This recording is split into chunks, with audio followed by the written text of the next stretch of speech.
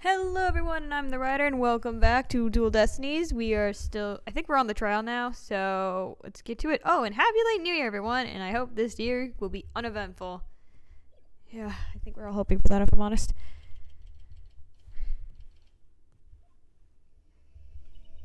I did a little research.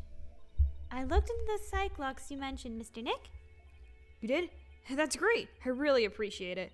A real psych lock protects a secret a person is consciously trying to hide. If the person folds under questioning, the lock breaks and the truth comes out. Yep, that's exactly how I got the truth out of Detective Fulbright and Director Cosmos, and the many other people I unlocked their brains for. But a black psych lock protects a secret from the deepest place in a person's heart. A secret that the person isn't even consciously aware of. Oh god. So even they don't know it's there. Athena isn't trying to keep anything from you on purpose. For some reason, part of her heart and her memories are sealed off, even from herself. Okay, so all I have to do is break the psych locks. According to my research, a black psych lock is like a heavy chain wrapped directly around one's heart. If they are ripped off by force, it could cause permanent damage to a person's soul. In other words, if I'm not careful, I could traumatize Athena for good. Nope. Pearls, could you stay by Athena's side? She must be suffering under the weight of such a heavy burden. Alright, but will you be alright by yourself, Mr. Nick? I'm up against Edgeworth. I have to be able to give this trial all my focus and strength. Aw. And you can't do that if I'm there? I'll just hold you back? No, that's not it. I just meant I can relax and concentrate if I knew you were with Athena. You're the only one who can do it, Pearls. Alright. I'll do it then. Good luck, Mr. Nick. Good. Now that my mind is at ease, I better get ready. I don't know. Your daughter's kidnapped. Your protege 1 left. Protege 2's arrested. How can you be calm? I'll just tidy up the evidence and take out what I don't need. It's time to end this nightmare that started 7 years ago. Oh, God, Phoenix. Defense, prosecution, and judge. There are even people in the gallery. The roof has been completely blown off and the walls have collapsed. But today, this ruin is my battleground. Trust me, everyone wants you in Smash for that whole reason.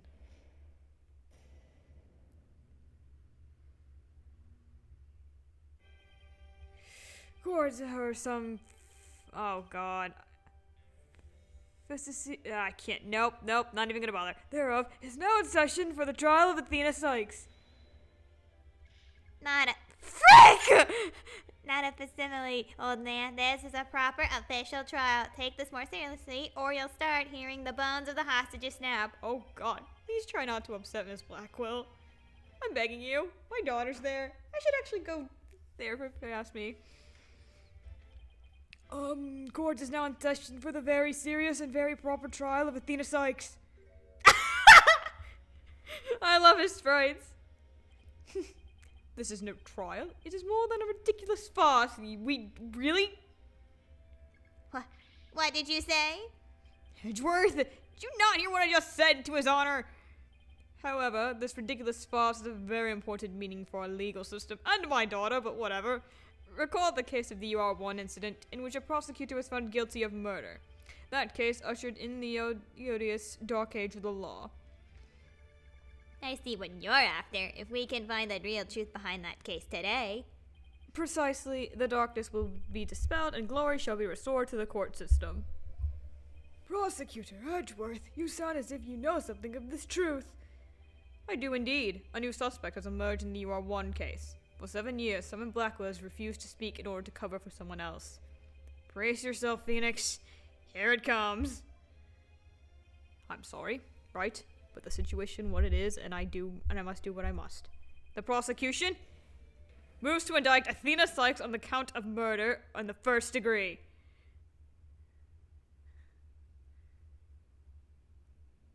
And then this happened.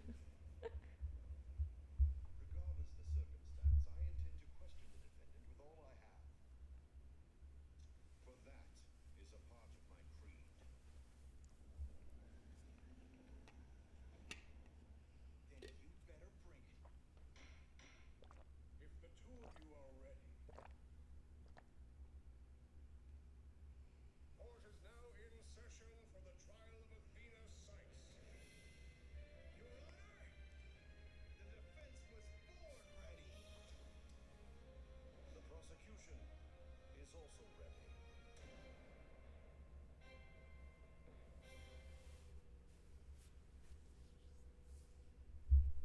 Must have been a real treat for any attorney man who's been waiting for a very long time to see these two come back. Anyway, this line is now forever ingrained, and I'm purely convinced they are married. The immense tension between us, it's like we're picking up right where we left off. It is my duty to clear Prosecutor Blackwell of false accusations and end this insanity. But I have no intention of losing Miss Sykes either. She's a very promising young lawyer. I know without a doubt that Athena is innocent. But I don't think Prosecutor Blackwell did it either. So, do you have any clue who was responsible for the sabotage? At the very least, I know it wasn't Simon Blackwell. I don't know enough to identify the true culprit, but it's clear what that person is. To put it simply, a spy. The true culprit is a spy. It's going to be hard to convince anyone of that when I barely believe in myself. But I don't have a choice if I want to save Athena and Blackwell and expose the spy. Now then, Chief Prosecutor Edgeworth. No need for the Chief Prosecutor bit, Your Honor. I'm here as a simple prosecutor. Very well. Your opening statement, please, Prosecutor Edgeworth. Although I've been known of late to give an impressive opening statement myself. In all the trials I have ever seen, only prosecution gives the opening statement. Of course, you're right. I was just joking, just having a little fun. So he wasn't doing them just out of fear. Interesting.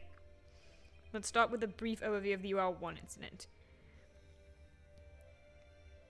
The incident occurred at the Cosmos Space Center 7 years ago on October the 7th. The victim, psychologist Meta Sykes, was killed in the robotics lab on the 4th floor. Athena's mother, Simon Blackwell, a young prosecutor at the time, was found guilty of the crime.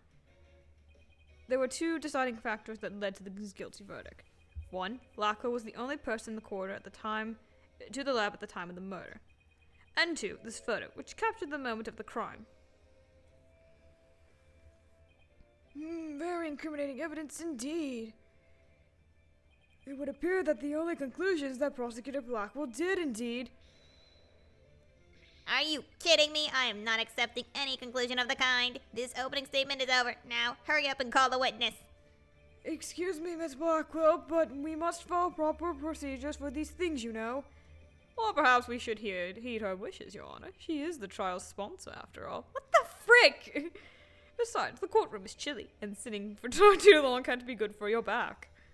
Oh, you are very kind to show your concern for the welfare of the elderly. As skilled as ever at playing the court puppeteer, I see. The prosecution calls its first witness. A witness who decided to bring forth a new testimony after 7 long years. New testimony? And just who is this witness anyway? Oh, God. Bobby Fulbright the name, and justice we trust. What are you doing here? I'm just here to speak for the hostage taker, Miss Ora Blackwell. She says she's too busy with confirming and threatening the hostages and all. That doesn't seem to stop her from constantly chiming in through Clonko. I'm nothing more than observing this. Do your best. I'm watching you. Believing her brother is innocent, Miss Blackwell has been conducting her own investigation. And though her current actions are hardly lawful, I think we can at least hear her theory. I have here Miss Blackwell's notes on the investigation. She can conclude. Frick. I'll be giving testimony based on these notes. Here I go. Oh God! Out of everyone from the new wave of characters, I'm grateful that this doesn't last long. Simon isn't the murderer. He was trying to cover for someone. Someone else was at the scene at the time. They say Simon committed the murder. I mean, if he really was out to steal that moon rock, then why the rolling case? Because he was using it to hide someone inside. That's why. And the only person small enough to fit inside that case was Athena Sykes. He stuffed a 7-year-old inside a case? And that's Miss Blackwell's theory. It totally goes in the face of the official ruling, huh? About the case she mentions, there was a rolling case like that in the lab. But they're not for traveling. They're apparently for moving parts and equipment. I vaguely remember seeing 3 cases, all different sizes. At the last trial, they brought that the prosecutor Blackwell used the case to steal the rock. And they had a perfectly good reason to think that too. You see, there are security cameras in the corridor that leads to the robotics lab. And that camera captured footage of Blackwell leaving the scene with the case. I can see why the footage helped bring his trial to a quick end. It's very convincing, that's for sure. Wow, Phoenix. That case, by the way, was later discovered outside on the Space Center grounds.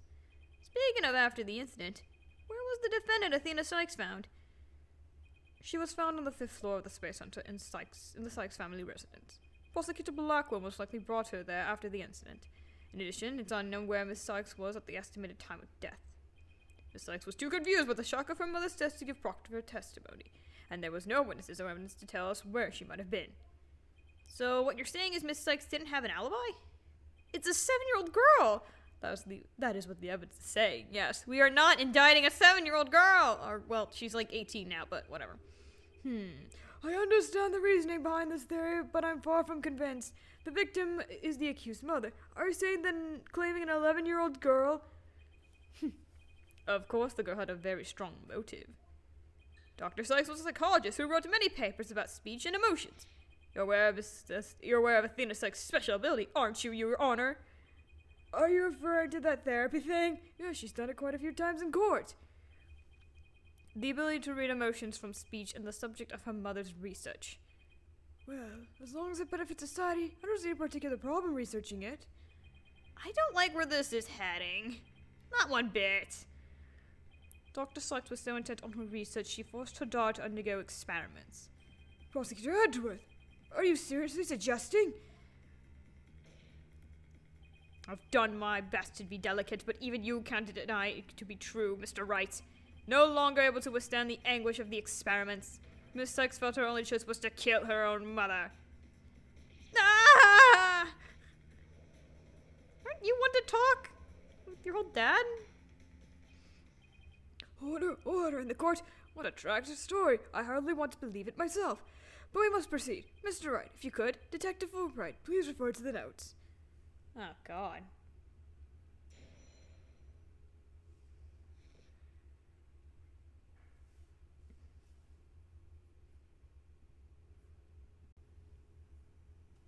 Yeah, boy. Oh, wow, that's way louder than I thought. Hold on a minute.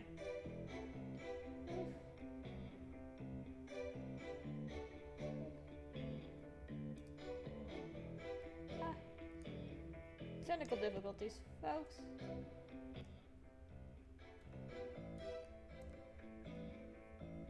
I think that's better. Alright. 4, 5.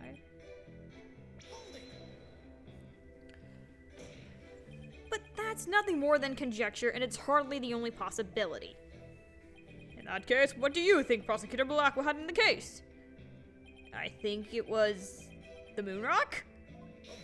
Hold on. There was 3 cases in the scene, but Prosecutor Blackwell used the largest one. The moon rock was the egg-shaped and only about 8 inches in diameter. It wouldn't have made any sense to use the largest case there just to move the rock. Be that as it may, doesn't prove Miss Sykes was inside it. Then let me ask you this. Can you come up with a better theory as to what was in the case? Well, Mr. Wright, can you? Like, give the guy some time to think. Let's see. Should I try to bluff my way through this? Through what could have been inside the case? Oh god, can we bluff? Let's just bluff our way to victory. It's never stopped us before, why now? I know exactly what Prosecutor Blackwell carried into the scene. I just had to find something else that was missing, right? No sweat! Oh, I'd be very interested in hearing your theory, if it's true, that is. This is the crime scene photo taken after Prosecutor Blackwell left, correct? All I have to do is compare it with this photo of Prosecutor Blackwell to see what's missing. If he took something with him then it should be the one of these photos. Lady Luck, don't fail me now! Gambling days, huh, Phoenix? Alright then, Mr. Wright, let's hear your theory. What did Prosecutor Blackwell take from the scene of the crime? Oh god, what did he take? What? Okay. I think it's the arm, right? Yeah. Please note that there is a robot part on top of the cart in this photo. However, in this photo taken after the crime, the robot part is gone. In other words, this part is something missing that was taken from the scene of the crime. You do appear to be right. I don't see it in the second picture. But it's just a piece of junk. How important could it be? Is it really just an insignificant robot part? Speaking of which, What are you looking at? I'm gonna start charging for each glance per eyeball. Stingy. What happened to the age of free previews? Your Honor, about this robot part, doesn't it look like it could be the arm of the robot here? Well, now that you mentioned it, it does, doesn't it? But the case is still too big to be a practical use for just the moon rock and a robot arm. But was it really just one arm that was in there? If it wasn't Athena in the case, then maybe. I believe there was another robot at the scene of the crime that just looks like the one here. Your Honor, it is the defense's assertion that it was this other robot that was in the case. What? Oh my god, it's standing on stuff. How did it get up there? We can't be certain that the part belonged to a robot. Yes, it looked like the arm of one before us, but it could be something else entirely. Besides, it's wrapped entirely in bandaging, making it difficult to verify what it is.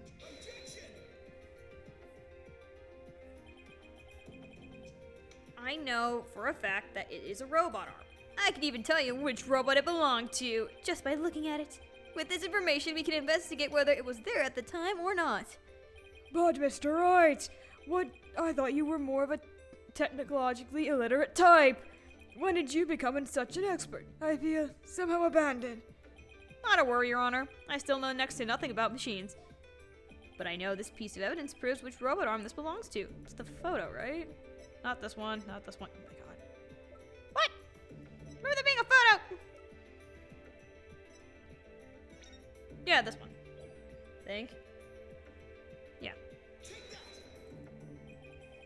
The robot's in this picture and is named Ponko. Take a look at the Ponko's arm. It was Miss Sykes who bandaged it up like that.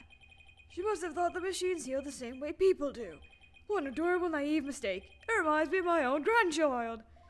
The robot arm at the scene of the crime had the same bandaging wrapped around it. In other words, this robot arm could belong to none other than Ponko. Sweet violin. Order in the court, order, I say. Prosecutor Edgeworth, what do you have to say to this? I can see that the robot is about the same size as a child, but I cannot grab its knees and curl itself into a ball. Even if it was the largest of the case, the robot couldn't have possibly fit in there.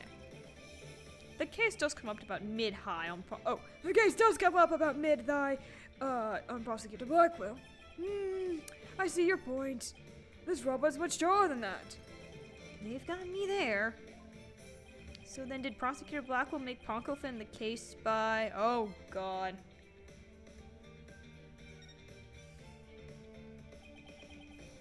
Of course Ponko would fit. All Prosecutor Blackwell had to do was dismantle her.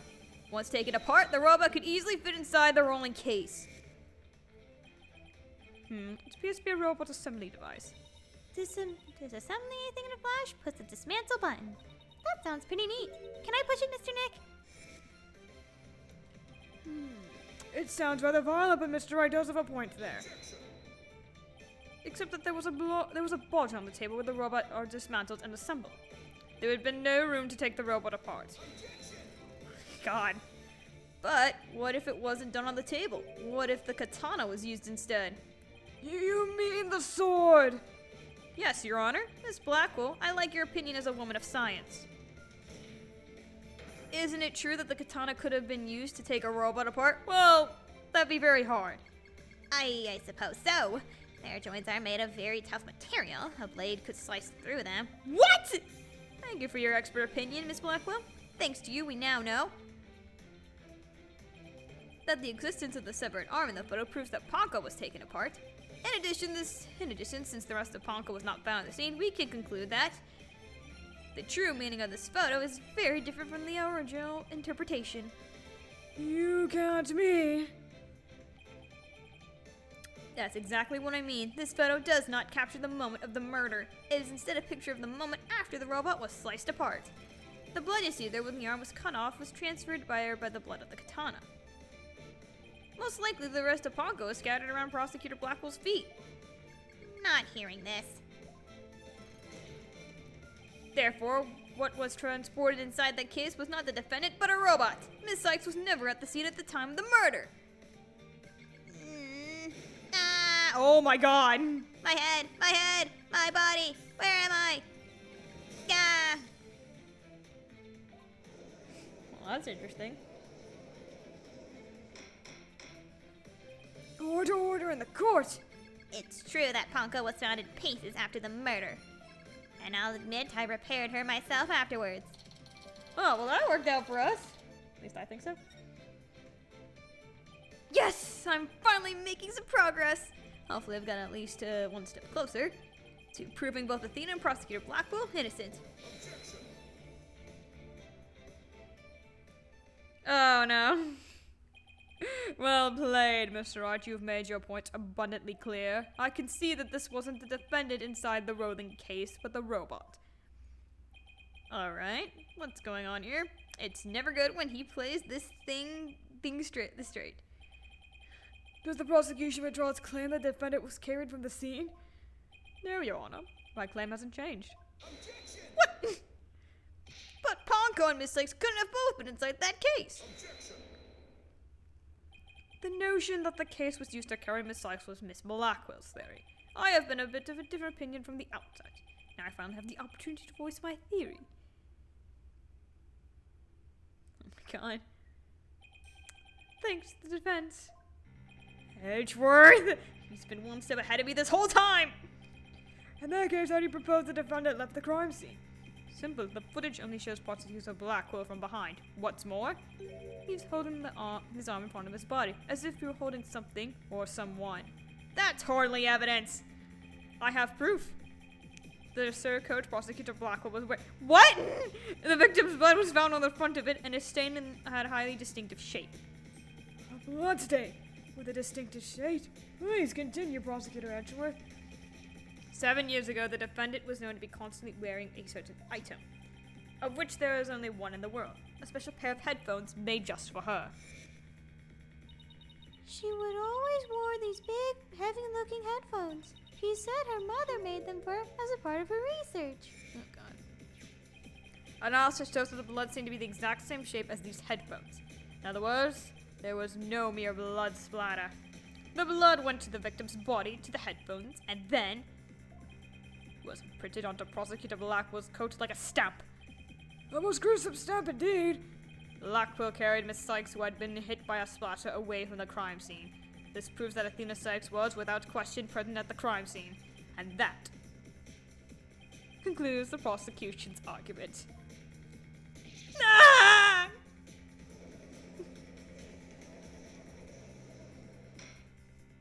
Order. If the defendant was indeed at the scene, it deepens the suspicion against her. But we've also shown that the robot was there at the scene as well. Well, I hope you're not making any ridiculous claim that a simple robot was the real murderer. I don't really think that, no, but you can't say that the possibility isn't there. Detective Fulbright, was the robot questioned at the time? Oh no, you're not. No, I don't see any record of it. I believe it was considered unrelated to the case. But as it turns out, the robot was actually integrally related. Your Honor, the defense would like to call Ponko to the stand. A robot witness! Well, this is the apex of it all, folks. Order in the court. Prosecutor Edgeworth, what do you think about this? Mr. Wright has called all manner of witnesses to the stand over the years. A parrot, his ex-dead girlfriend. So why not a robot? Nothing surprises me anymore with him. Very well, I will allow the witness. Bailiff, please summon the robot named Ponko. I'm getting paid for this, right? Does it have... Never mind. Witness. Well, witness. Please state your name and occupation. My name is not Witness. My name is Ponko. Yes, I realize that. But when you are at the witness stand, you are the witness. No, I am not. I'm Ponko. Say it with me. Ponko. What an utterly inflexible little robot. You're the last person who should be calling anyone inflexible. What? Haha, you remind me of one of my grandchildren who just learned his own name. Oh, how precious. Alright, Ponko. I'm going to ask you some questions. Questions? You have questions?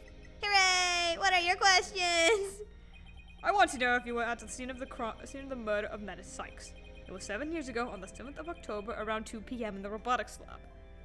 Certainly. Just one moment. Searching data. Search complete. Yes, I was there in the robotics lab. Oh my god! It would seem the robot's testimony is necessary to the case after all. Go figure. This is great! I just knew Pongo must have seen something important. A murder committed right before this poor little girl's eyes. It's inexcusable. It's a robot. The judge seems ready to adopt Pongo as another grandchild. You're one to talk. So, little Pongo, do you think you give us their testimony today? Can it? It's a freaking robot. What I saw? I went to the robotics lab at 2 p.m. for my regular recharge. Just as I was about to charge up, Athena came in and hugged Mommy Menace. And then Mommy Menace fell down. After that, I was recharging, so I don't know anything. After I charged up, I was cleaning the room, and Mr. Simon came in. And then an error occurred, and there is no data at that point. Oh my god, did he just stab the robot? I'm just imagining him doing that. Well, it sounds like the defendant was, without question, at the scene. However, it doesn't appear that the witness saw the actual moment of the murder. I disagree. This testimony shows that the defendant did indeed commit the crime. What? At the end of the day, we mustn't forget that the witness is still a machine. Being a robot, it understands and capacity to express itself are limited. So, what are you suggesting?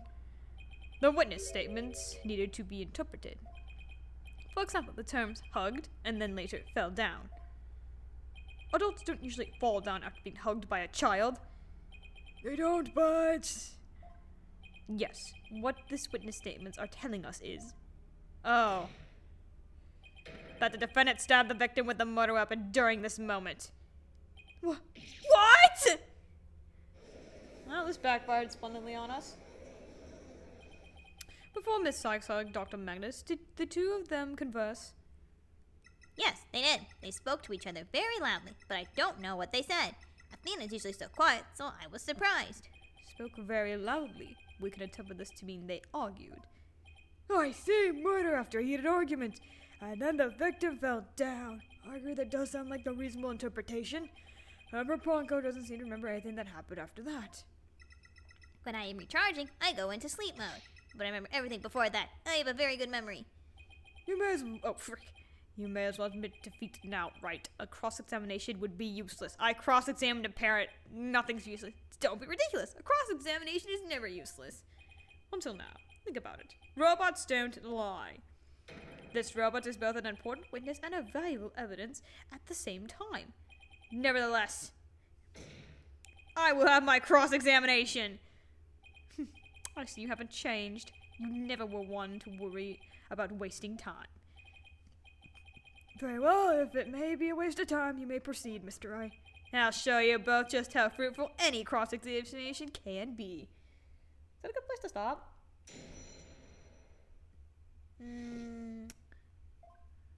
I think so. Yeah, that's a good place to stop. Alright, thank you all for watching. Be sure to subscribe and have a wonderful day. Goodbye.